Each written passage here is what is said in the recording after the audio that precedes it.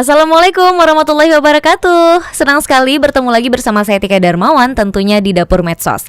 Seperti biasa, di Dapur Medsos kita akan menghadirkan para bintang tamu yang luar biasa, punya cerita yang menarik untuk kita ulik. Seperti hari ini, kita kedatangan seorang bintang tamu yang mungkin beda nih dari bintang tamu kita lainnya ya. Hari ini kita kedatangan seorang manajer. Loh, ngapain nih ya? Tapi ini adalah seorang manajer dari sebuah klub sepak bola Aceh, kebanggaan Aceh, yaitu Persiraja. Sudah ada Rida Mafdul di sini. Assalamualaikum Rida. Iya, waalaikumsalam Kak. Nah, sebelum kita sambung ya, agak susah lidah ini menyebut namanya Rida karena sebenarnya Rida ini dikenal sebagai Gidong. Nah, jadi kita panggilnya Gidong aja ya, karena kan ini memang nama panggungnya ya. Iya. Saya kadang-kadang kalau dipanggil Rida, siapa ya? Nah, jadi Gidong sendiri kalau dipanggil Rida suka manggil saya gitu ya.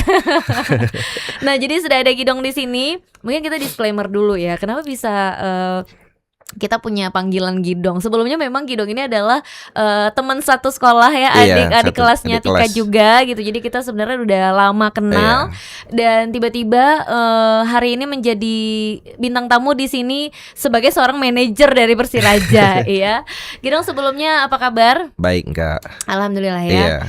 Ini satu perjalanan yang kita suka nggak nyangka gitu. Ternyata kok tiba-tiba Gidong ada di sini gitu ya. Kok bisa tiba-tiba Gidong ini menjadi bagian dari Persiraja gitu. Yang sebelumnya kita melihat perjalanan karir Gidong ini kan di dunia politik juga ya. Seperti itu. Nah, tapi boleh cerita dulu nggak sih kenapa Gidong akhirnya nyemplung ya, berkecimpung di Persiraja? Iya, dulu kan Gidong sebelum di Persiraja kan jadi ketua HIPMI Aceh, Mbak. Oke. Mbak Kak. Jadi ketika jadi ketua HIPMI Aceh, jadi kami saya sebagai ketua umum dan kawan-kawan terutama di bidang olahraga melaksanakan satu kegiatan tuh yang namanya HIPMI Aceh Cup, turnamen sepak bola. Jadi kan kami kan karena organisasi usaha yang masih awam dengan hiruk pikuk turnamen sepak bola ini, jadi berdiskusi lah dengan beberapa petinggi di manajemen Persiraja. Di situ ada Bang Rahmat Jailani yang notabene sebagai sekretaris umum Persiraja. Jadi kami diskusi bagaimana cara membuat sebuah turnamen sepak bola itu yang bisa wow gitu kan. Jadi dari situ kami laksanakan HIPMI Aceh Cup 1 di tahun 2023. Nah, dari situ kemudian menjelang H-1 final tuh, partai final. Saya dipanggil. Dipanggil sama Bang Rahmat Jailani. Kemudian di situ ada Bang Haji Nazaruddin Dekgam, presiden klub Persiraja. Nah, di situ ditawarin. Gidong, gimana kalau kamu bantu Persiraja? Siap, Bang, saya bilang. Tapi saya nggak paham masalah bola. Tapi saya bisa apa yang bisa saya bantu saya bantu. Jadi mulai dari situ diajak langsung sama presiden Persiraja Bang Haji Nazaruddin Dekgam. Kemudian dari situ diumumkan di partai final. Langsung diumumkan di partai final bahwasanya manajer Persiraja Rida Mafdul, Gidong katanya. Mungkin ini tahun ketiga ya Kak. Di Persiraja ini kan posisi-posisi kan silih berganti. Ada pembaharuan. Nah, mungkin ini nanti di manajemen sekarang ada 2 personil baru juga yang masuk. Jadi di situ ada CEO Ari Nanda ya, Ari 98 FC. Sama Putra Jenip FC itu ada Edi namanya. Jadi di Persiraja ini kita memang terbuka untuk orang-orang yang peduli dan merhatiin bola. Kita rangkul Kak. Kita rangkul supaya bagaimana Persiraja ini benar-benar bisa menjadi klub sepak bola yang bagus gitu. Terutama di bawah komando dari Pak Pres, Bang Dekgam. Nah, ini kan bisa dibilang tadinya awam gitu ya, terus diajak masuk ke sini, terus menjalani ini sendiri. Itu ada tantangannya nggak, Gidong?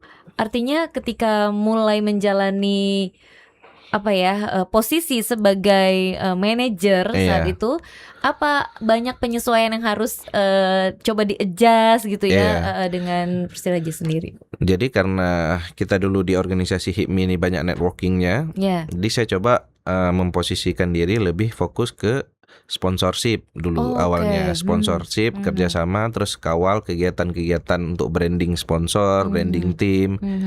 Jadi lebih ke keahliannya di bidang itu. Terus kan tantangan berbeda kalau kita buat nge-branding sebuah kegiatan organisasi sama nge-branding kegiatan olahraga ini kan agak-agak gimana gitu ya Kak.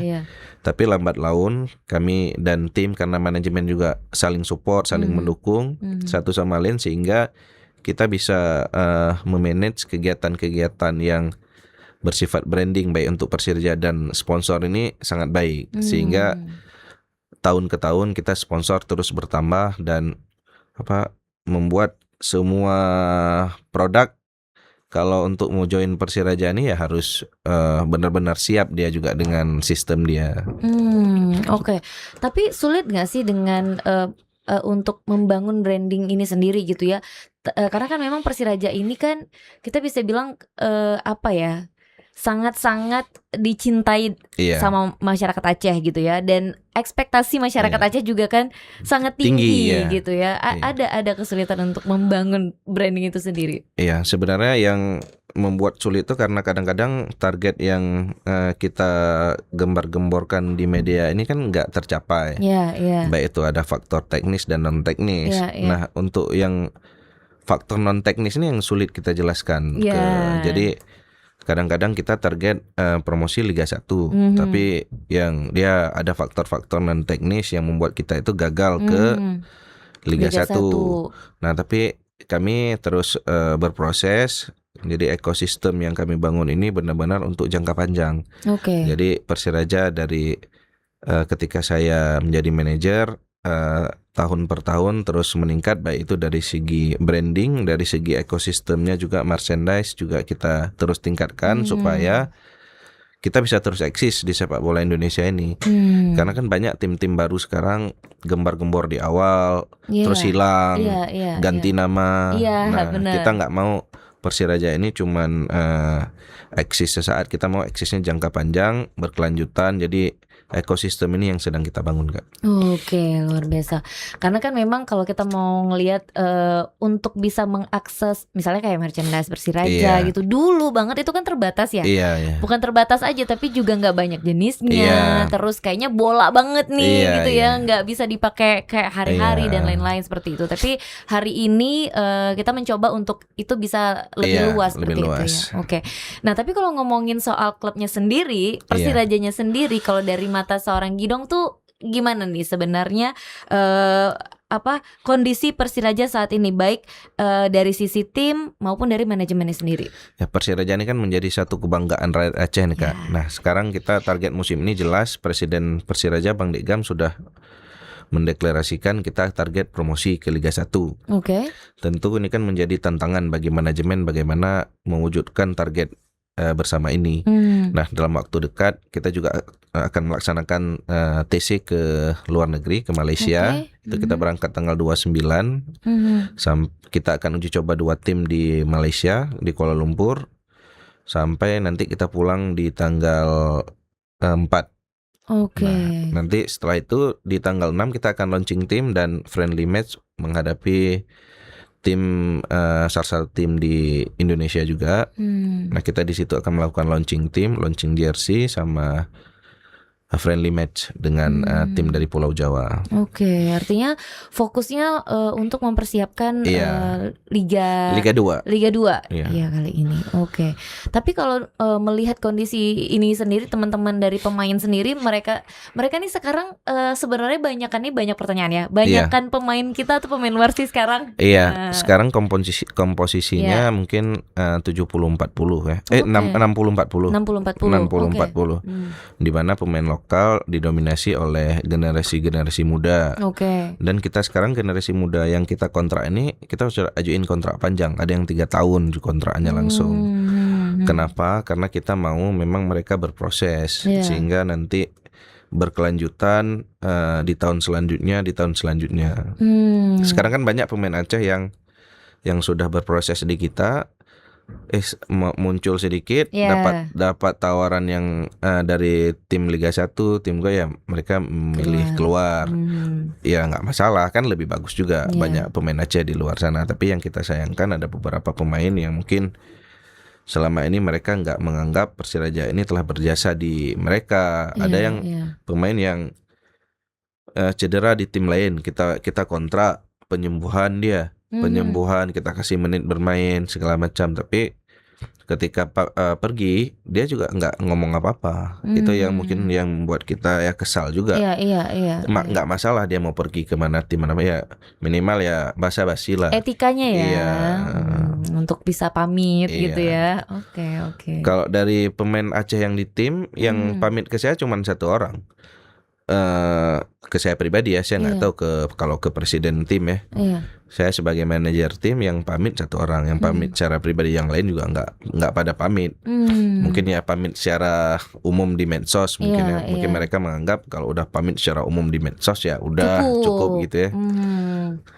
Kembali ke bawaan diri Kak. Benar. Nah, artinya sebenarnya untuk memilih pemain, kemudian menjadikan mereka tim, itu lebih sulit di bagian itu nih, membangun chemistry antara pemain, atau lebih sulit mencari pemainnya sendiri sebenarnya? Sebenarnya sama sulitnya tuh. Jadi kita di manajemen ada direktur olahraga, ada juga wakil presiden yang membidangi bidang scout talent pemain. Jadi mereka berdua akan berkoordinasi dengan agen-agen pemain, dengan pemilik-pemilik tim berikutnya, kemudian merekomendasi kepada presiden tim untuk merekrut pemain tersebut. Nah, setelah itu kami sebagai manajemen, saya sebagai manajer bertugas untuk membangun chemistry di tim ini. Karena kan saya nggak ahli bagian kalau lihat pemain yang mana bagus, yang mana enggak. Tugas saya ya menjalin kegiatan-kegiatan yang bisa membuat chemistry di antara pemain gitu. Dan ternyata sama sulitnya. Mbak. Soalnya pemain bagus pun kalau nggak ada chemistry dia nggak akan keluar ininya. Apalagi sekarang kan kita juga banyak pemain luar ya. Iya, pemain luar. Apa tantangannya lebih besar gitu sebenarnya membangun chemistry dengan mereka? Apalagi kendala bahasa mungkin dan lain-lain. Iya.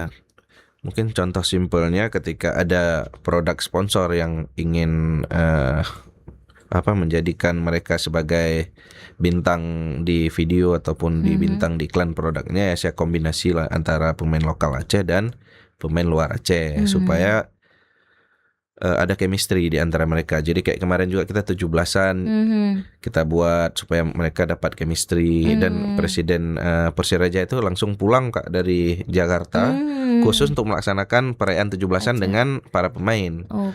Begitu pentingnya membangun chemistry ini. Jadi ada beberapa hal memang yang menjadi prioritas utama kami dalam membentuk tim mengarungi Liga 2 ini.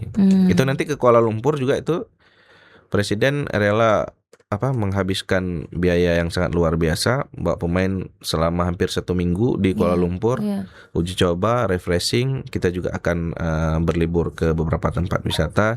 Tujuannya ya juga untuk membangun tim dan membangun chemistry tim. Jadi memang ini sesuatu yang harus diusahakan seperti itu ya. Karena kalau enggak juga ya masing-masing jalan sendiri gitu ya. Terus juga kalau kita mau lihat mungkin kan target yang sudah ditetapkan saat ini persiapannya menuju Liga 2 itu sendiri. Tapi apa ada perubahan strategi dan lain-lain gitu dari musim yang lalu ke musim yang ini sebenarnya? Kalau untuk strategi marketing untuk penjualan tiket sendiri, kita sekarang tahun ini sudah pakai aplikasi sendiri. Kalau musim lalu kita pakai pihak ketiga. Alhamdulillah kita tahun ini udah punya aplikasi sendiri dan akan kita tes di launching team nanti. Jadi kalau dulu kita ada penukaran lagi tiket setelah beli online kita tukar lagi tiket fisiknya. Nah, untuk musim ini kita nggak perlu menukar tiket lagi. Jadi langsung dari HP nanti akan di scan lewat HP. Jadi pembeli juga nggak perlu bolak-balik dia untuk ke stadion. Iya benar. Jadi ini sebenarnya sesuatu langkah yang lebih mudah lah ya. Nah kalau untuk strategi tim mungkin tahun ini kita lebih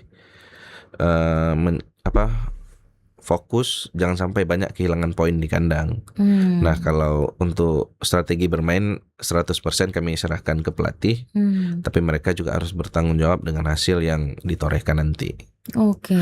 Jadi memang bisa dibilang ini satu hal yang mempermudah masyarakat juga untuk bisa nantinya menyaksikan klub bola kesayangannya seperti itu ya. Ini memang sebenarnya yang menjadi tantangan dulunya gitu, ketika kita mau nonton Persiraja tuh kayaknya ribet gitu ya. Terus juga dalam hal proses penukaran tiket dan lain-lain gitu. Sekarang kan. Kak Tika sambil tidurnya udah bisa beli tiket. Udah bisa ya. Sambil tidur beli tiket, nanti pas main langsung datang. Jadi nggak perlu lagi nukar tiket. Iya, tukar dulu, nanti datang lagi di jam mau main misalnya gitu-gitu. Sekarang nggak perlu lagi. Ini yang ditunggu sebenarnya. Kita makanya akan bertahap melakukan terobosan-terobosan supaya nanti ekosistem sepak bola kita ini betul-betul siap untuk di Liga 1. Karena kalau ekosistem ini nggak siap, ketika kita di Liga 1 kita cuma jadi tim yang numpang sebentar aja. Kita mau eksis di Liga 1, nggak cuma naik langsung degradasi. Kita mau eksis lama di Liga 1. Oke. Tapi bagaimana dengan penontonnya sendiri gitu ya? Karena kan kita nih Persirajanya dipersiapkan, tapi penonton kita sendiri kan kalau di sini ya kayaknya masih butuh banget edukasi ya, bahwa sebenarnya kita harus sebagai penonton juga harus sportif gitu ya. Tapi kalau penonton kita mudah-mudahan dari tahun ke tahun udah mulai sportif. Kita dulu di musim lalu kita ada beberapa kali kalah di kandang. Dan alhamdulillah penonton kita nggak ribut, maksudnya ya nggak melakukan hal-hal yang negatif di lapangan. Kalau kritikan yang membangun tim itu mereka tetap melakukan, tapi tidak melakukan anarkis di lapangan, dan itu sangat luar biasa. Karena kita kalau anarkis di lapangan kalah satu kali, disanksi bisa berkali-kali Kak, kalau anarkis. Tuh kan. Jadi kerugiannya double sebenarnya. Tapi mudah-mudahan penonton kita terus dewasa. Kami pun dari manajemen terus berbenah. Kami mendengar aspirasi dari kawan-kawan. Mudah-mudahan ya Persiraja ini bisa bertumbuh lebih baik. Kita menuju Liga 1. Penontonnya dewasa juga. Manajemen juga harus mendengar aspirasinya. Tapi apa ada memang edukasi-edukasi yang dilakukan Gidong untuk masyarakat kita gitu, terkait dengan hal-hal seperti tadi, bahwa ternyata kalau kita anarkis, kalau kita brutal mungkin di lapangan itu kita bisa mendapatkan sanksi dan lain-lain gitu. Nah, untuk tahun ini kita akan ada program Persiraja Go to School dan Persiraja Go to Campus Kak.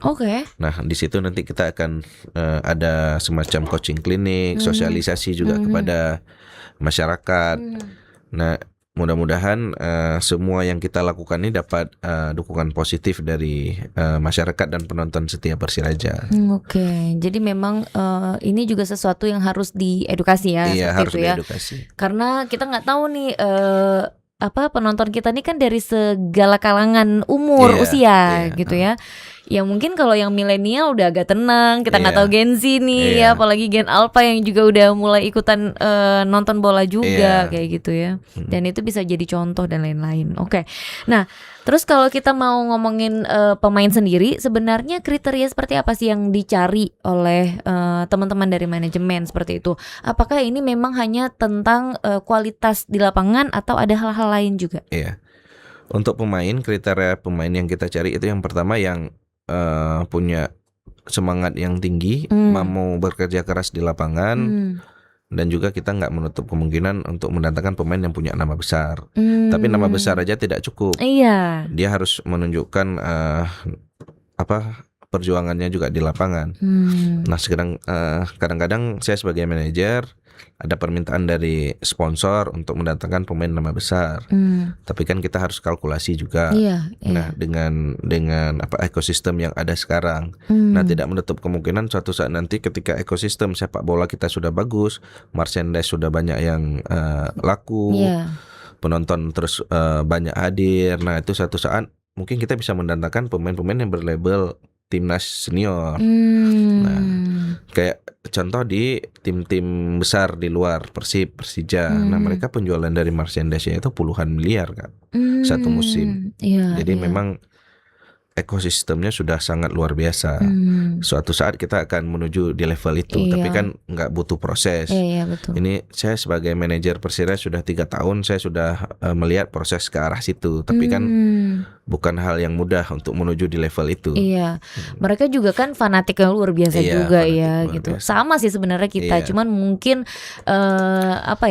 belum tercipta sebesar itu aja. Masih gitu pelan-pelan. Pelan-pelan, benar. Tapi udah menuju ke situ juga sebenarnya udah oke banget juga ya gitu. Dimana kita tadinya kan kita senang Persiraja, tapi kita nggak aware atau kita nggak notice kalau ternyata merchandise dan lain-lain itu juga bisa membantu kita untuk bisa upgrade gitu ya.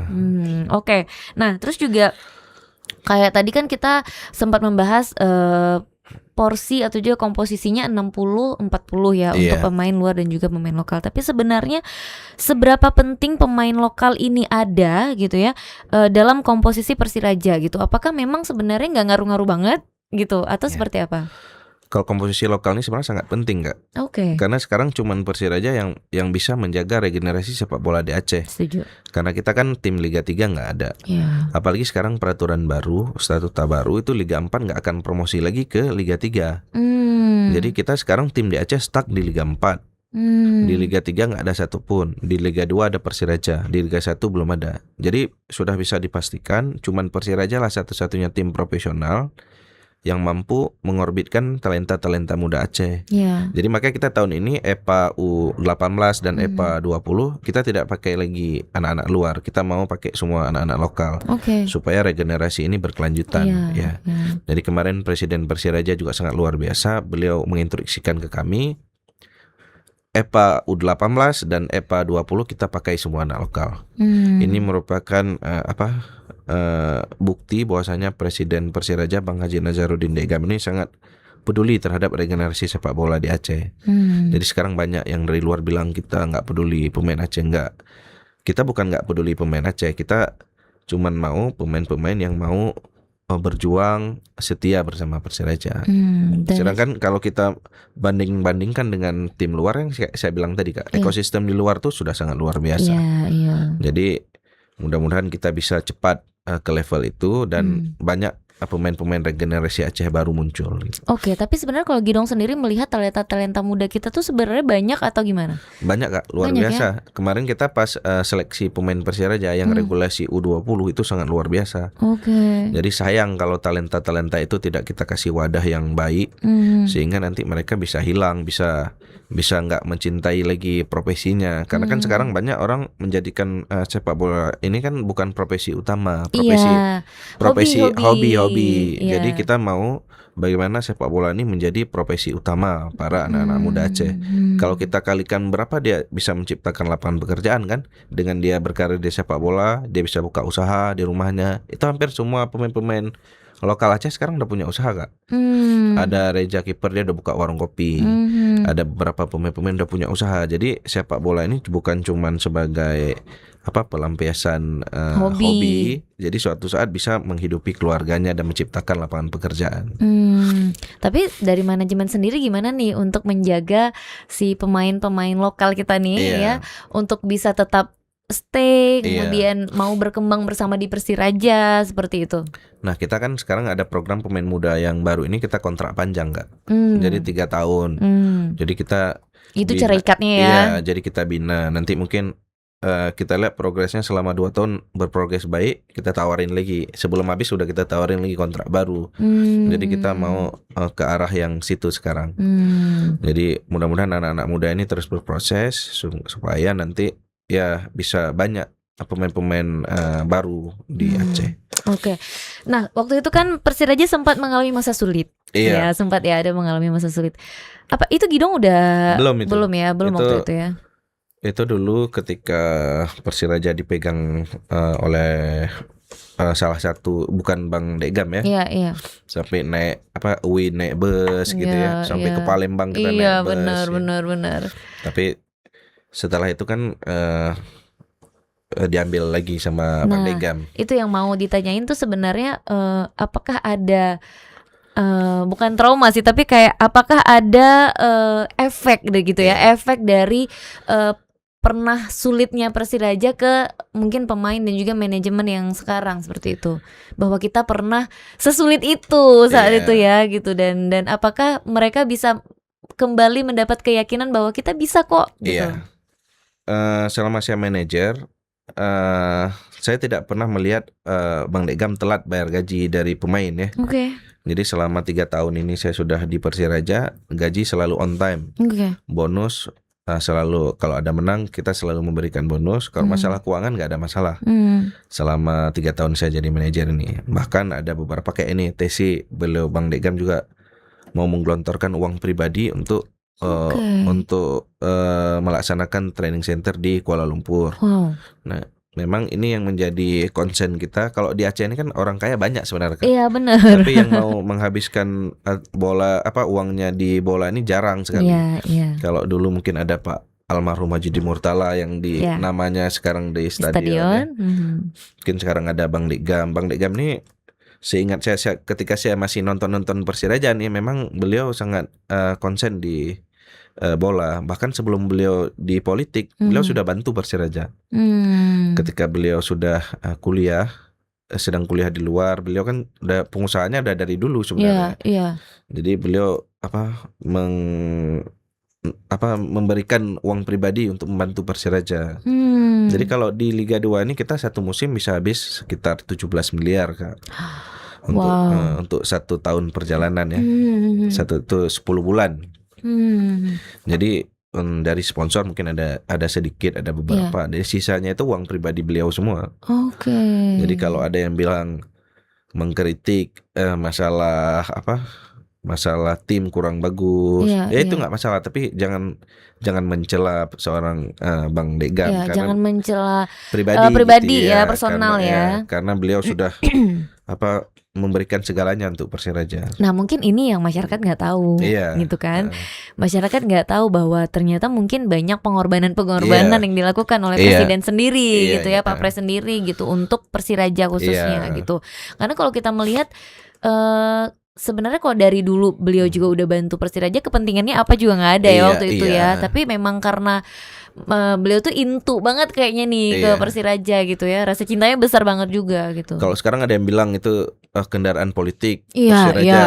Persiraja ini kendaraan politik. Beliau kalau nggak ada Persiraja juga udah duluan di politik kan. Nah sekarang Pak Pres selalu bilang di kami manajemen, pisahkan antara politik dan Persiraja.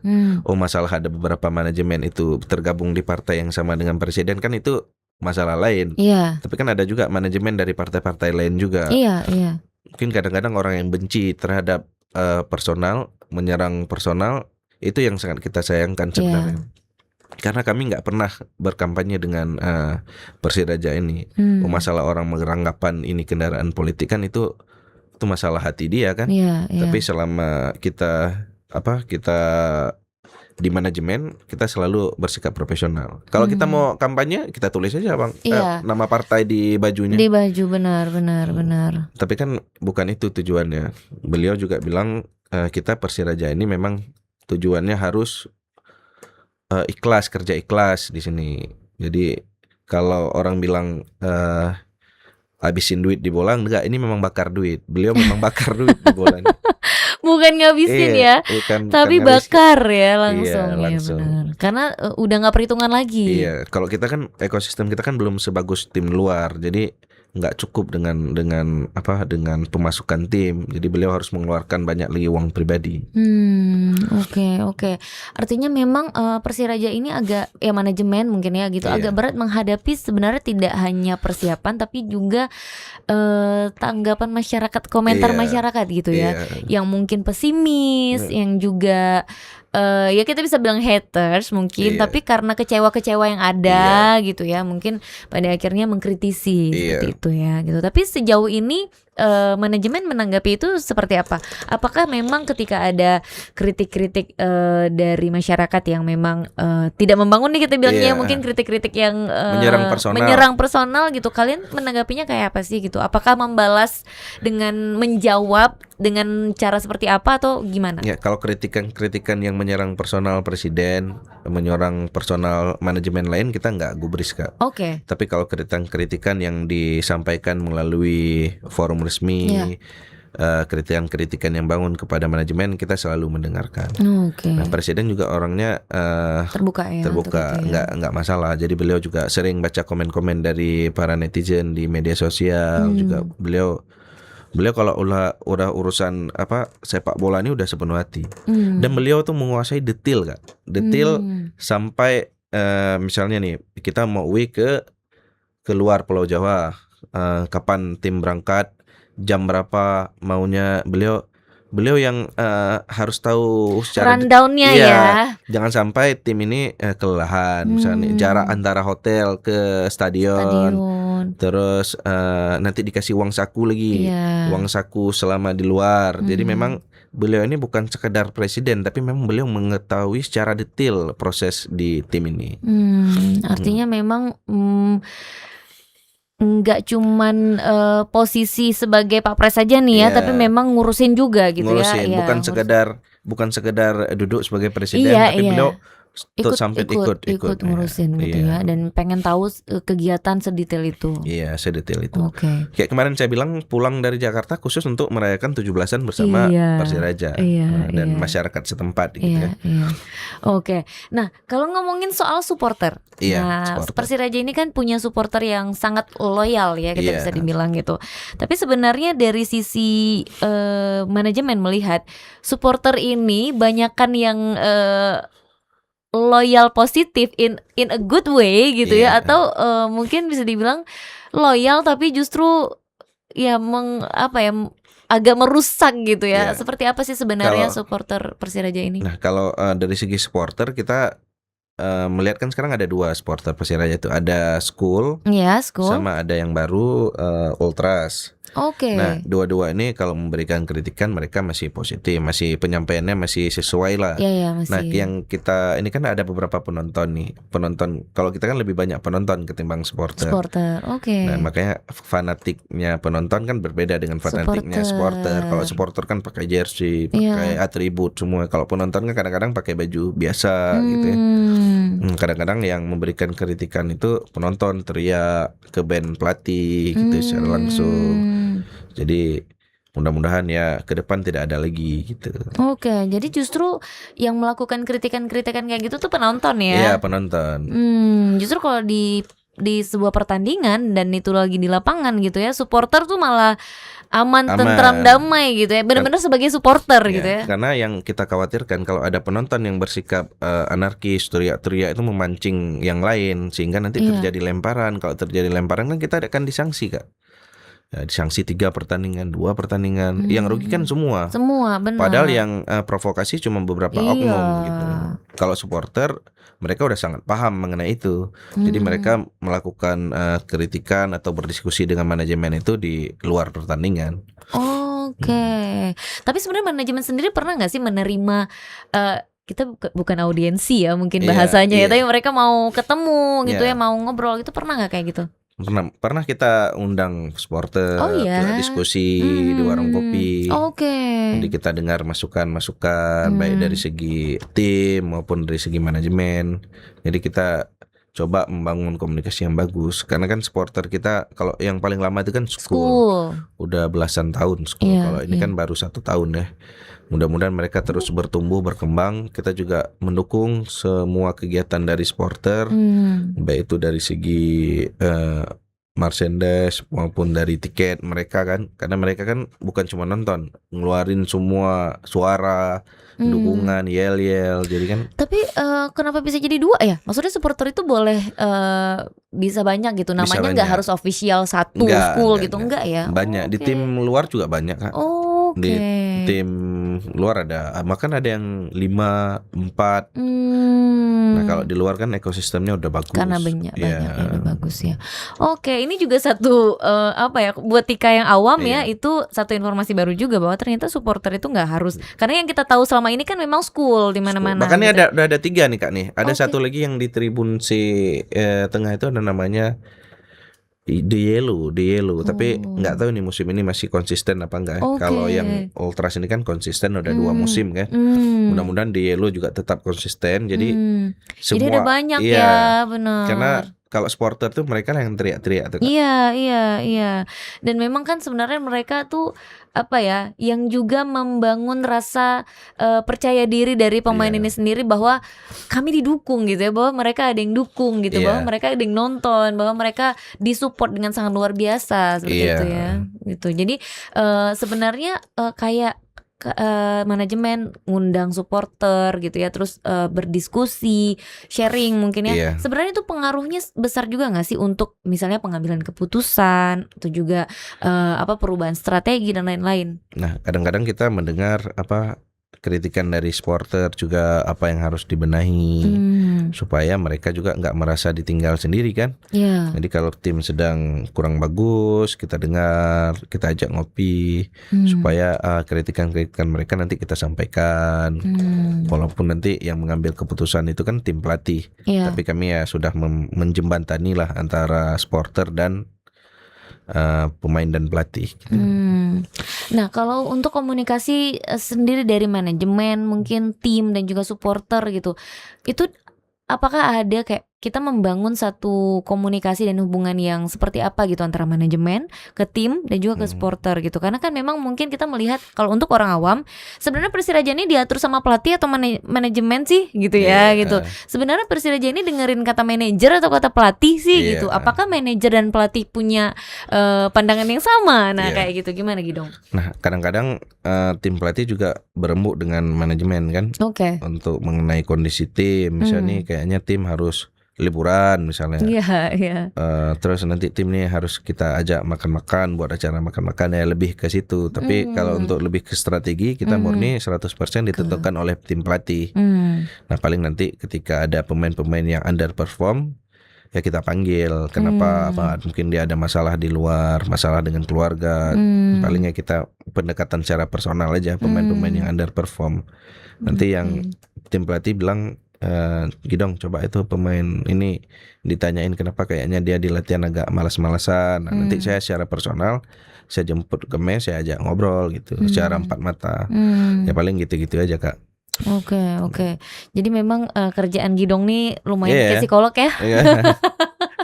Untuk bisa memahami kondisi-kondisi dari para pemain gitu ya, dan membangun chemistry serta mencoba merangkul mereka kan itu juga bukan hal yang mudah gitu ya, untuk mereka bisa akhirnya memberikan performa yang baik gitu ya di lapangan. Mungkin pengalaman di organisasi juga kan. Kan dari SMA udah organisasi. Iya benar, kita OSIS. Kan OSIS, MPK OSIS, MPK ya, gitu MPK ya. Kan yang pilih kakak juga. Jadi mungkin pengalaman organisasi benar. Dari sekolah udah di organisasi sampai kemarin di HIPMI juga udah hampir 15 tahun saya beresin organisasi. Mungkin itu yang saya bawa ke Persiraja, cara pendekatan personal gitu. Kan mirip-mirip organisasi juga nih kan. Rame kan ngurus orang kan. Dan semuanya beda-beda nih maunya gitu ya, beda-beda kebutuhannya seperti itu ya. Oke. Setelah 3 tahun menjadi manajer di Persiraja, kapok nggak? Enggak, karena kan saya memang hobi di bola sebenarnya. Nah, karena hobi di bola jadi kerja ikhlas nanti kadang-kadang. Jadi kami sepenuh jiwa lah di Persiraja nih. Jadi apa yang bisa dibantu sesuai keahlian masing-masing, saling support gitu, saling bantu. Karena kan mungkin ada hal-hal yang kok kayaknya ribet banget nih ngurusinnya ya gitu ya. Jadi manajer gini banget nih gitu ya. Mungkin ada yang kayak gitu ya. Ada yang merasa kok kayaknya berat banget gitu. Tapi kalau ternyata Gidong sangat menikmati karena seneng bola gitu ya, maka kerja ikhlas itu ada gitu ya. Memang terjadi seperti itu ya. Jadi kan kita di manajemen ini kan saling dirotasi. Mungkin nanti suatu saat saya dirotasi di bidang lain supaya dapat pembelajaran yang sama kan.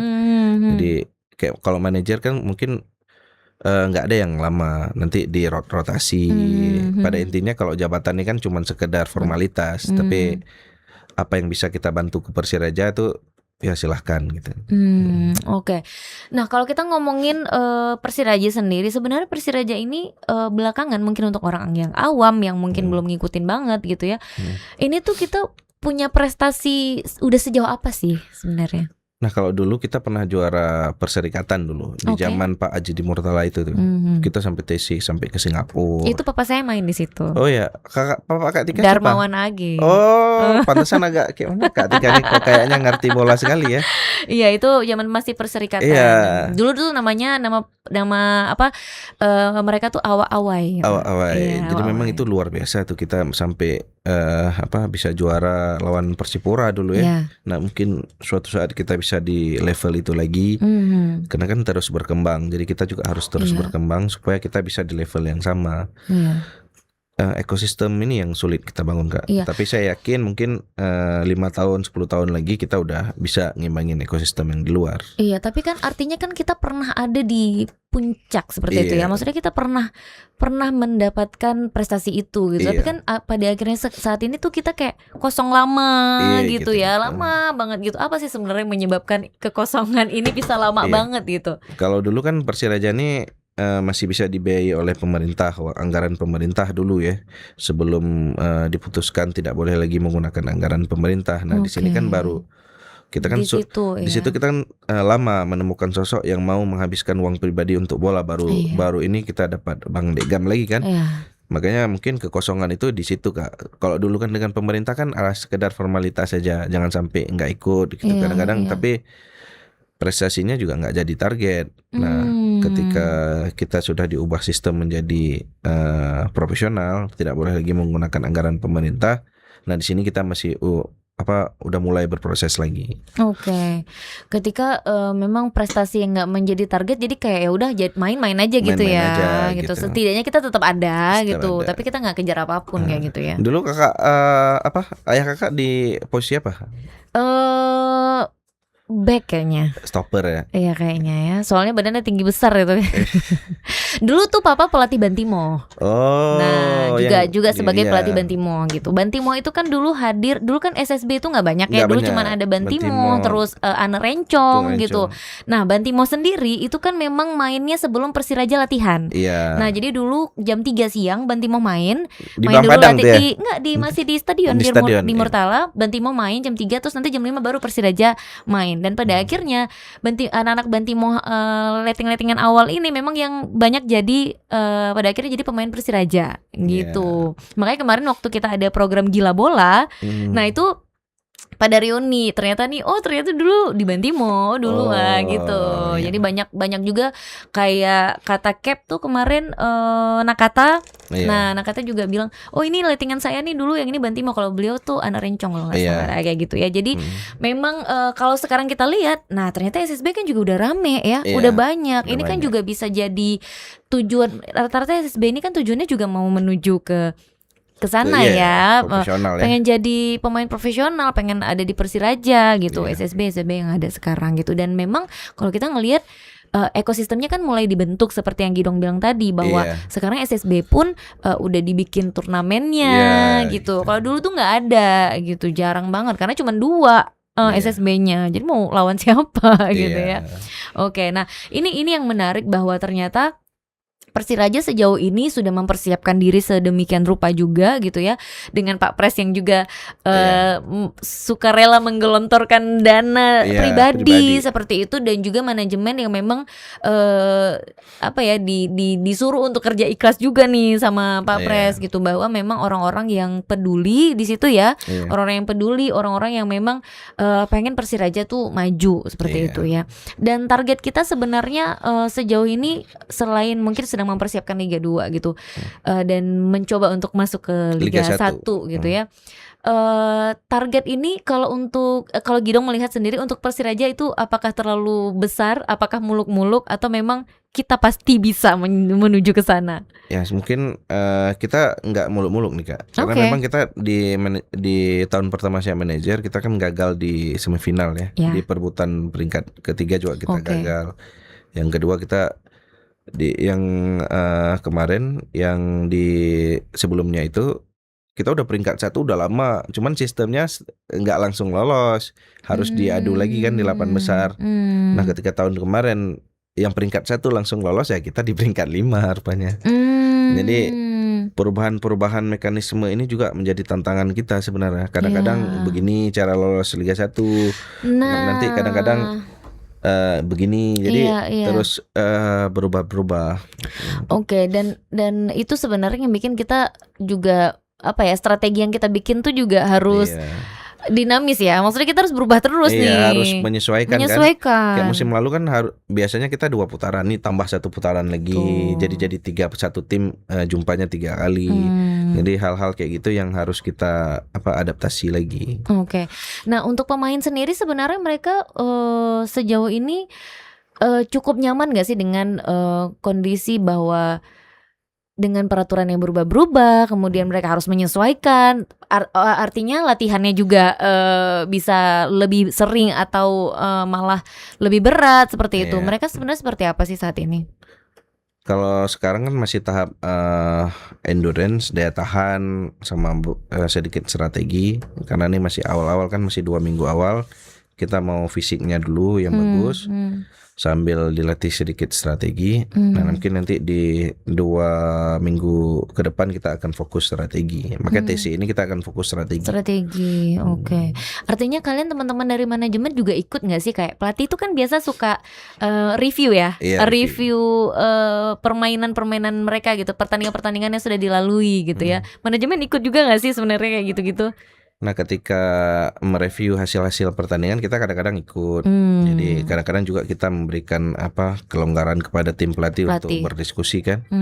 Di murni siapapun pemain yang diturunkan, nggak ada tekanan dari manajemen. Jadi siapa yang bagus di latihan itu yang diturunkan. Oke. Artinya manajemen tidak ikut campur dalam hal siapakah pemain yang akan diturunkan ke lapangan. Nah karena kayak saya bilang tadi, nama besar kan nggak cukup untuk menjamin posisi. Tapi kan manajemen keluarin uang banyak nih beli nama besar. Iya, kadang-kadang nanti dipanggil sama pelatih, dong itu dia kurang semangat latihannya. Dipanggil, saya panggil. Kadang-kadang di situ saya ngomong, misalkan kamu ini kan pemain senior, masa ya bisa dibilang jadi tulang punggung tim, harus lebih semangat supaya adik-adik kamu bisa lebih semangat di latihan. Ini kalau seniornya malas-malasan, yang juniornya juga pada ikut-ikutan. Begitu juga pemain asing, kamu ini kan asing, jadi harus mampu mendongkrak tim. Kalau kamu nggak mampu mendongkrak tim, berarti ya pemain-pemain yang lokal ini kan nggak semangat juga. Karena asing ini kan kan 3 orang. Sekarang di tim kita ada stopper, posisi gelandang sama striker. Tujuan mereka di tim kan untuk mendongkrak tim, untuk gendong tim lah istilahnya. Nah kalau dia yang digendong sama tim, gimana ceritanya? Makanya. Nah sejauh ini ada nggak sih protes dari masyarakat atau juga mungkin penonton? Kita nggak bilang supporter ya. Bahwa ngapain sih pakai pemain luar gitu? Karena kan masyarakat Aceh ini kan sangat-sangat kita bilangnya, pride-nya sebagai masyarakat Aceh itu kan besar banget gitu. Ketika kita mendatangkan pemain asing, apakah ada timbul protes di situ? Bahkan kalau untuk pemain asing ini nggak ada protes, karena memang regulasinya kita harus pakai 3 pemain asing, Kak. Jadi malah kalau kita nggak pakai asing itu diprotes. Cuman kan sekarang bagaimana, sejauh mana perform asing ini. Jadi kita kan udah uji coba 2 kali. Kita akan segera evaluasi masalah perform sesuai enggak. Kita akan komunikasi dengan agen pemain juga, dengan si pemain juga, dengan pelatih, supaya apa yang kita harapkan di pemain asing ini betul-betul maksimal. Bisa dapat gitu ya. Oke. Jadi memang ternyata nggak semudah kita ketika kita udah mendatangkan mereka, udah tuh beresin, nggak gitu ya. Ternyata kita juga masih harus ikut andil di dalam itu gitu ya. Dan ini menarik bahwa persiapan yang sedang dilakukan ini kan nantinya seperti yang Gidong bilang bahwa ini kayaknya akan sangat besar dan juga menghabiskan biaya yang cukup besar juga gitu ya. Artinya kalau masyarakat tahu bahwa persiapan kita sebesar ini kan, ekspektasi masyarakat juga kan pasti tinggi ya, gitu ya. Dan manajemen serta pemain udah siap dengan itu ya. Karena kita untuk Liga 2 ini kan kayak saya bilang tadi itu kisaran 17 sampai 20. Itu kita harus, apalagi posisi kita kan letaknya di ujung barat, Kak. Iya. Kita harus terbang. Iya. Sekarang kan Kakak tiket, kita sebenarnya kalah di ini ya, transport. di transport ya. Kita tiket sekarang kalau ke Jakarta aja 3 juta. 3 juta, pulang pergi 6 juta. 6 satu orang. Belum lagi nanti kita dari Jakarta ke Padang lagi. Misalnya ada 2 penerbangan, 2 flight, 2 penerbangan, itu yang menghabiskan banyak sekali biaya. Tapi memang ini menjadi tantangan juga buat tim supaya semua yang kita habiskan ini ada hasilnya. Bagaimana kalau nggak ada hasilnya? Gini, kemarin persiapan kita kan juga besar, ya. Persiapan kita juga maksimal gitu. Gimana manajemen menyikapi mungkin kegagalan gitu dari tim Persiraja sendiri? Nah, kalau kami menganggap kegagalannya takdir aja, Kak, sebenarnya kan belum rezeki kan. Karena saya bilang tadi ada faktor non teknis juga yang buat kita gagal, bukan hanya teknis.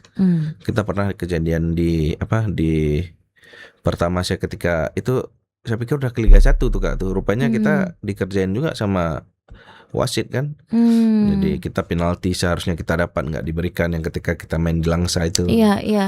Jadi ada hal-hal non teknis. Jadi saya ketika 1 tahun jadi manajer, saya baru paham itu. Rupanya ada hal non teknis yang menjadi tantangan tersendiri bagi tim agar promosi ke Liga 1. Jadi saya lihat, karena kan kita awam nih. Kita awam, kita pikir nih kenapa nggak susah kali gitu ya. Kenapa susah banget ya? Ternyata ada faktor-faktor non teknis untuk menuju ke Liga 1 itu. Nah, ini yang harus kita hadapi dan menjadi PR kita bersama supaya kita lebih siap aja menuju ke Liga 1. Liga 1 juga dananya lebih besar, Kak. Iya. Hampir 50-an. Pusing Pak Pres ini ya. Pak Pres ini kerja banting tulang ya untuk anaknya banyak soalnya, iya kan, untuk membiayai anak-anaknya gitu. Pak Pres, kita doain Pak Pres sehat terus ya Pak Pres. Tapi semenjak ada ngalir terus rezekinya. Iya, alhamdulillah ya. Karena memang mungkin tujuannya tadi ingin membangun ekosistem di daerah kita sendiri dan juga Persiraja itu sendiri. Ini mungkin jangka panjang kita akan bangun training ground di daerah Lepung. Jadi kita akan bangun training ground supaya nanti kita nggak cuman punya 1 lapangan latihan. Iya. Jadi kita bisa punya training ground di daerah Lepung. Jadi ini sedang proses gambar oleh konsultannya. Nah jadi teman-teman luar biasa ya sebenarnya persiapan dari Persiraja ini sendiri, semakin hari semakin waktu itu memang semakin upgrade gitu. Artinya memang kita ingin ini sesuatu yang bisa menjadi besar, kemudian Persiraja ini memang benar-benar bisa jadi kebanggaan masyarakat Aceh juga dengan prestasi-prestasi yang bisa dibilang lebih banyak seperti itu ya.